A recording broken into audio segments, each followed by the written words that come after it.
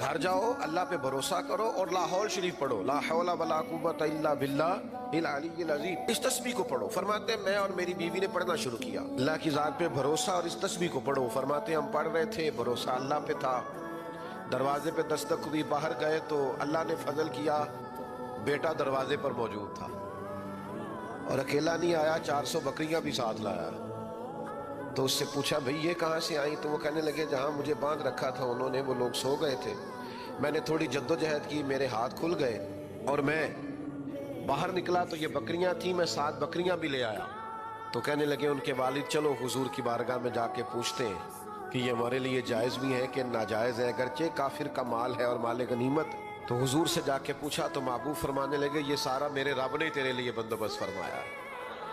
تو جب اللہ بندوبست کرتا ہے نا تو وہ یرزقہ من حیث لا یحتسب، پھر